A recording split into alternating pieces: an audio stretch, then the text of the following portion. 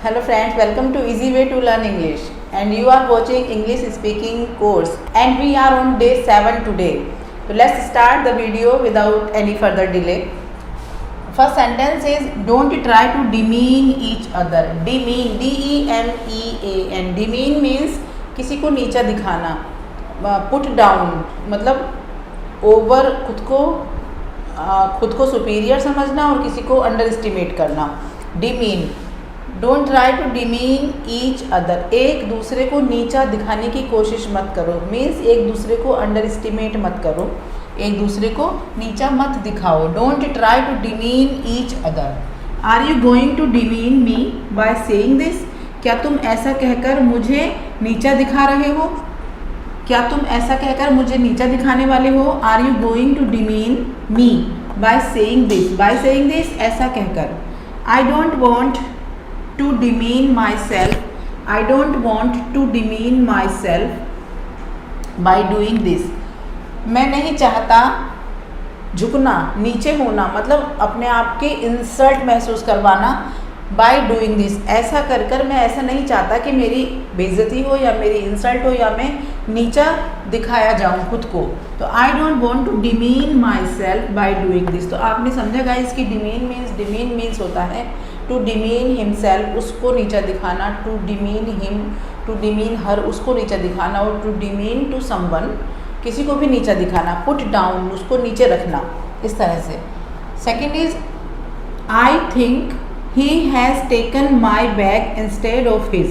Instead of his, उसके बजाय, बदले में, बजाय इसके उसने वो काम कर दिया. Then we use instead of. I think he has taken, मुझे लगता है उसने मेरा बैग ले लिया है. इंस्टेड ऑफ हिज, अपने बैग के बजाय उसने मेरा बैग ले लिया है. यू शुड बी हैप्पी, तुम्हें खुश होना चाहिए. इंस्टेड ऑफ बीइंग सैड, दुखी होने के बजाय. इंस्टेड ऑफ बीइंग सैड, दुखी होने के बजाय. यू शुड बी हैप्पी, तुम्हें खुश होना चाहिए. आफ्टर हेयरिंग दिस न्यूज़, इस न्यूज़ को सुनकर. आफ्टर हेयरिंग दिस न्यूज़, इस न्यूज़ को सुनकर. You should be happy instead of being sad after hearing this news. Can I have some water instead of coffee? Can I have some water, क्या मैं कुछ पानी ले सकता हूँ बजाय कॉफ़ी के? कॉफ़ी की स्पेलिंग ध्यान रखिएगा, COFFEE. ऐसे ही toffee, TOFFE. Toffee, coffee, same spelling है, बस वन लेटर डिफरेंट है. Can I have some water instead of coffee? क्या मैं कॉफ़ी के बजाय थोड़ा सा पानी मिलेगा या ले सकता हूँ? Shake the dust of. Shake the dust of, shake का मतलब होता है, वैसे तो शेक का मतलब होता है मैंगो शेक लेते हैं और चॉकलेट शेक लेते हैं. तो शेक का मतलब होता है किसी चीज़ को मिलाना, हिलाना. हिलाने से होता है और हिलने से भी होता है. शेक द डस्ट ऑफ मतलब अब यहाँ पर शेक का मीनिंग लगाया गया है झाड़ने से. झाड़ दो. Shake the dust of. Of का मतलब तो आपको पता ही है, OFF हम जहाँ यूज़ करते हैं. इट मीन्स कि उसको जगह से अलग करना. तो शेक द डस्ट, धूल को झाड़ दो, या आउट ऑफ भी यूज़ कर सकते हैं. Shake the dust off your clothes, अपने कपड़ों से धूल झाड़ लो. और shake the dust out of your clothes, अपने कपड़ों से धूल झाड़ लो. Riya will be shaking with fear. अब शेकिंग का मतलब अभी भी वही है, विद फियर. अब यहाँ से लेकिन उसका रीज़न चेंज हो गया है. किस वजह से वो हिल रही है? किस वजह से हिल रही है? डर की वजह से. लेकिन जब डर की वजह से कोई इंसान हिलता है या कोई बच्चा हिलता है, दैन वी कैन से, और वी से कांपना, उसको कांपना बोलते हैं, फिर उसको हिलना नहीं बोलते. तो रिया विल बी शेकिंग, रिया हिल रही होगी. किस वजह से? डर की वजह से. रिया डर की वजह से हिल रही होगी. हिज फादर्स डेथ शुक हिम टेरिबली. शुक हिम सेकेंड फॉर्म लगी है शेक की, और सेम मीनिंग है हिला दिया. हिज फादर्स डेथ, उसके पापा की डेथ ने उसको हिला दिया या उसको झंझोड़ के रख दिया, उसको हिला दिया. टेरिबली मीन्स बुरी तरह से. बैडली भी यूज़ करते हैं, लेकिन टेरिबली ज़्यादा खतरनाक है बैडली से. हिज फादर्स डेथ शुक हिम टेरिबली, उसके पापा की मौत ने या उसके पापा की डेथ ने उसको बुरी तरह से हिला दिया है. The earthquake shakes the buildings. Earthquake भूकंप. अर्थक्वेक जब आता है तो क्या करता है? बिल्डिंग्स हिल जाती हैं. अर्थक्वेक शेक्स, हिला देता है बिल्डिंग्स को. Earthquake shakes the buildings. Don't build castles in the air. Now the next meaning is castle in the airs. Castle in the airs का मीनिंग होता है हवाई किले बनाना। जैसे कि कोई बच्चा या कोई बड़ा सिर्फ सोचता रहता है, बैठा रहता है और सोचता रहता है कुछ कुछ, बस हवाई किले बनाता रहता है कि एक दिन बड़ा हो जाऊंगा, एक दिन ऐसा करूंगा, इतने पैसे कमाऊंगा, घर आलीशान बनवाऊंगा, इस तरह की जो बातें करता है। आपने शेख चिल्ली का नेम सुना होगा, तो उसको कहते हैं हवाई किले बनाना, हवाओं में बातें करना। Don't build castle in the air, हवाई किले मत बनाओ। Find some work to earn money, कुछ फाइंड सम वर्क, कुछ काम ढूंढो पैसा कमाने के लिए। Don't build castles in the air, find some work to earn money. My friend just make the castles in the air. हम बिल्ड का मीनिंग भी बनाना होता है और मेक का मीनिंग भी बनाना होता है, दो both are the same things. My friend just make the castles in the air, he does nothing, वो कुछ भी नहीं करता है। जो मेरा फ्रेंड है वो क्या करता है, सिर्फ हवाई किले बनाता रहता है और कुछ भी नहीं करता है। माई friend just make the castles in the air, he does nothing. Make, my friend just makes, because this is only singular. My friend is singular, तो उसके साथ हम मेक नहीं लगाएंगे, मेक्स लगाएंगे, बिकॉज सिंगुलर सब्जेक्ट के साथ हम वर्ब की फर्स्ट फॉर्म में एस या एस लगाते हैं। और कौन सा टेंस होता है, प्रेजेंट इंडेफिनिट। प्रेजेंट इंडेफिनिट में क्या करते हैं, वर्ब की फर्स्ट फॉर्म लगाते हैं और उसमें एस या एस का यूज़ करते हैं सिंगुलर सब्जेक्ट के साथ, और प्लूरल के साथ बेस फॉर्म ऐसे ही लगा देते हैं। Let's move ahead. Don't play with the words. Don't play with the words means अपने शब्दों को मत घुमाओ। Don't play with the words, घुमा फिराकर बात मत करो, अपने शब्दों को मत घुमाओ। स्पीक इन प्लेन लैंग्वेज, सीधी भाषा में बात करो, सीधी तरह बोलो। Don't beat about the bush, same meaning है don't play with the words and don't beat about the bush means घुमा फिराकर बात मत करो।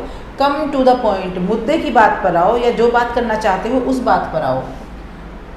डोंट डिस्टर्ब माई माइंड, एक तो होता है हम कहते हैं डोंट डिस्टर्ब मी, अगर हम कुछ काम कर रहे हैं और कोई आके डिस्टर्ब करने लगा, कोई शोर मचाने लगा, देन वी से डोंट डिस्टर्ब मी, मुझे डिस्टर्ब मत करो।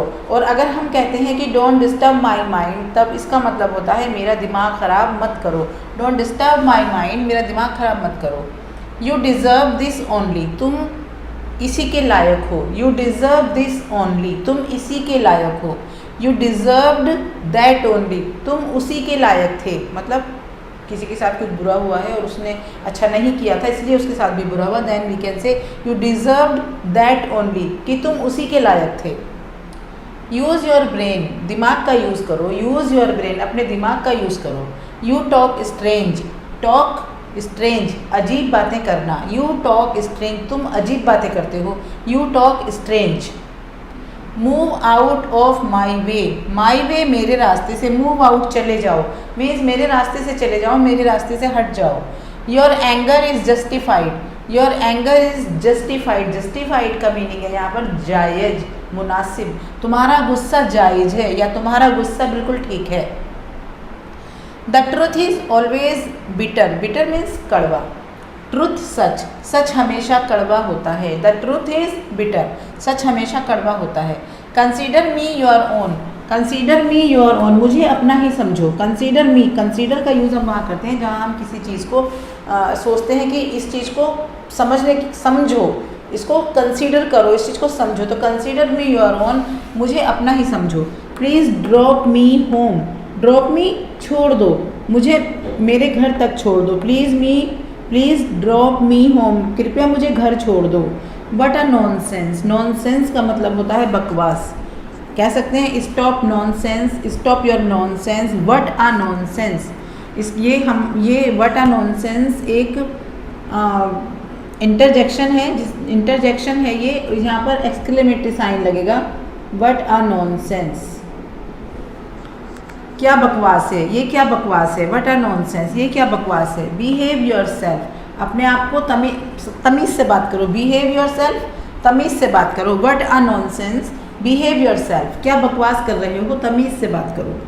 डोंट ड्रैग योर फीट, जैसे कुछ बच्चे ज़मीन पर पैरों को घसीट के चलते हैं, पैर उठाना नहीं चाहते, than we can say don't drag your feet, ज़मीन से पैरों को मत घिसो, पैर घिस कर मत चलो।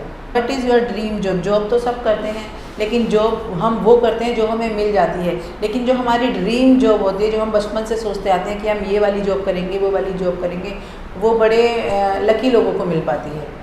तो what is your dream job? आपकी ड्रीम जॉब क्या है?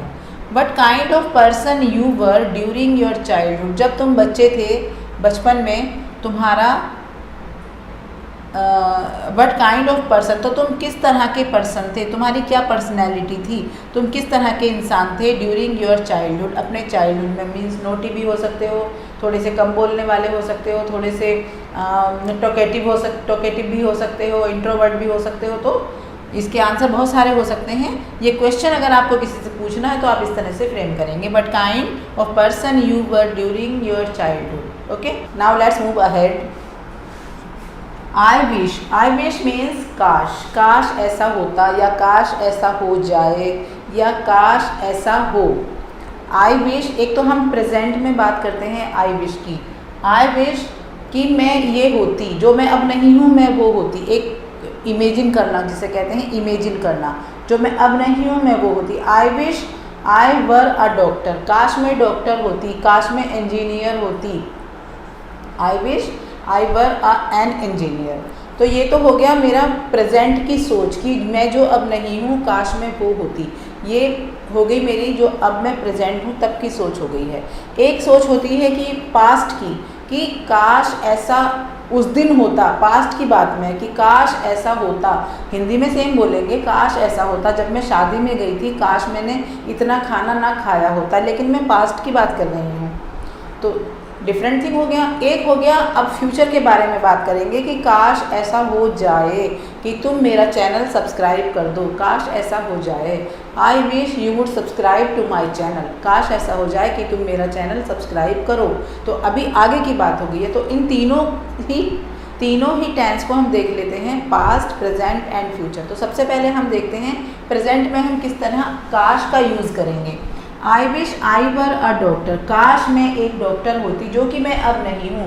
Eight present time I am not doctor and I am only imagine, I only imagine that I wish I were a doctor, I only imagine now. I wish I played the guitar, I don't know how to play the guitar, I don't know, but काश मैं guitar बजाती, काश मैं guitar बजाती। I wish I played the guitar. I wish I were taller, I am saying कि मैं और taller होती, उतनी नहीं हूँ जितना कि मैं चाहती हूँ। तो I wish I were taller. Taller क्यों लगा है यहाँ पर? क्योंकि मैं जितनी हूँ मैं उससे ज़्यादा की डिमांड कर रही हूँ। तो I wish I were taller. I don't know his number, I don't know his number, मुझे उसका नंबर नहीं पता। आई wish I knew her number, लेकिन काश मुझे उसका नंबर पता होता। तो गाइज यहाँ पर हम यूज़ करेंगे ऑलवेज वर्ब की second form, second form, second form, second form and second form.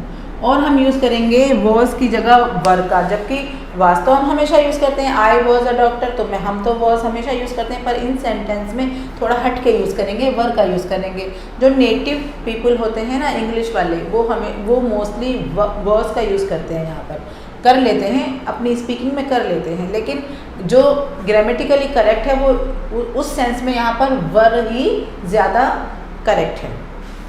तो हमेशा हम क्या यूज़ करेंगे? वर्ब की सेकंड फॉर्म। तो आपको समझ आ गया। अब हम चलते हैं पास्ट के, ये तो था पास्ट की बात, मतलब जो अब हम नहीं हैं हम वो होते प्रेजेंट की बात। अब ये हो गया है पास्ट की बात कि उस टाइम में ऐसा होता, जैसे कि I wish he hadn't eaten so much, कि उसने ज़्यादा खा लिया था उस दिन, काश ऐसा होता कि उसने ज़्यादा ना खाया होता और वो बीमार ना पड़ा होता। तो I wish he hadn't eaten so much that day, that day भी हम लगा सकते हैं। I wish he had not eaten so much that day, उसने उस दिन ज़्यादा ना खाया होता। अब मैं अब की बात नहीं कर रही हूँ, मैं ये पास्ट की बात कर रही हूँ कि उस दिन उसने ज़्यादा ना खाया होता। The weather was very cold, जो मौसम था बहुत ठंडा था। I wish it had been warmer, काश ये थोड़ा गर्म होता तो ज़्यादा मज़ा आता उस टाइम, ठीक है ना। The weather was very cold, I wish it had been warmer, काश ये थोड़ा गर्म होता, मतलब जितना था उससे गर्म होता। ये डिग्री है यहाँ पर, कंपैरेटिव डिग्री है, जितना पहले था उससे थोड़ा गर्म होता। The paint doesn't look nice, ये जो पेंट है अच्छा नहीं लग रहा है, the paint doesn't look nice, अच्छा नहीं लग रहा है। I wish it had been painted green, काश ये ग्रीन पेंट किया हुआ होता, काश ये कलर ग्रीन होता। मतलब पेंट हो चुका है, पास्ट की बात हो गई है, काश ये ग्रीन होता। तो कौन सा टेंस यूज़ करेंगे, यहाँ पर यूज़ करेंगे पास्ट परफेक्ट। देखिए फर्स्ट सेंटेंस में भी पास्ट परफेक्ट है, हैड प्लस वर्ब की third form past perfect. Second sentence में भी हैड प्लस वर्ब की थर्ड फॉर्म बीन वर्ब की थर्ड फॉर्म में आती है पास्ट परफेक्ट। लेकिन आई विश वैसे ही रहेगा, आई विश ऑलवेज सेम रहेगा, विश में कुछ ईडी कुछ नहीं लगेगा, आई विश ही रहेगा। आई विश का मतलब है काश। The paint doesn't look nice, paint अच्छा नहीं लग रहा है, ये हमारा सिंपल सेंटेंस है। बट जो हमने काश करके बनाया है वो सेकंड सेंटेंस है। I wish it had been painted, had been and verb की थर्ड फॉर्म, तो दिस इज पास्ट परफेक्ट। तो हमेशा हम इसमें जब हम पास्ट के बारे में रिग्रेट फील करेंगे, यहाँ हम रिग्रेट फील कर रहे हैं प्रेजेंट के बारे में, यहाँ हम रिग्रेट फील कर रहे हैं पास्ट के बारे में, यहाँ हम फ्यूचर के बारे में बात कर रहे हैं कि काश ऐसा हो जाए। अभी बात करेंगे उस बारे में। आई wish I had not spent so much money, काश मैंने ज़्यादा पैसे ना खर्च किए होते yesterday. I wish I hadn't spent so much money, had के साथ वर्ब की third form past perfect yesterday, काश मैंने ज़्यादा पैसे कल ना खर्च किए होते, ये भी मेरा एक रिग्रेट है जो मैं फील कर रही हूँ। नाउ हम चलते हैं फ्यूचर के बारे में कि काश ऐसा हो जाए। बर्ड्स कैन फ्लाई, बर्ड्स उड़ सकती हैं। आई विश काश आई वुड फ्लाई टू, मैं भी उड़ जाऊँ। यहाँ हम वुड या कुड का ही यूज़ करेंगे, वुड या कुड का यूज़ करेंगे। जब हम खुद से बात करेंगे तो वुड का करेंगे, और जब हम दूसरे के लिए बात करेंगे कि दूसरा कुछ करे तब हम कुड का यूज़ करेंगे। बर्ड्स कैन फ्लाई, चिड़ियाँ उड़ सकती हैं। I wish I would fly too, काश मैं भी उड़ जाऊँ। I wish the children would stop making noise, काश ये जो बच्चे शोर कर रहे हैं शोर करना बंद कर दें। I wish the children would stop making noise, काश ये बच्चे शोर करना बंद कर दें। देख रहे हो ना आप, ये फ्यूचर की बात हो रही है, अभी शोर हो रहा है इस टाइम, काश मैं सिर्फ सोच रही हूँ कि ये बच्चे शोर करना बंद कर दें। I wish I could sleep, काश मैं सो जाऊँ। I wish I could sleep, काश मैं सो जाऊँ। I wish you would continue to watch my video, I wish मैं चाहती हूँ कि काश यू वुड कंटिन्यू, तुम कंटिन्यू मेरी वीडियो देखना कंटिन्यू रखो, यानी तुम हमेशा मेरी वीडियो देखते रहो। It brings me to the end of the session. I hope you have understood the chapter, and we will be back soon with the new video that will be day 8. Till then, bye.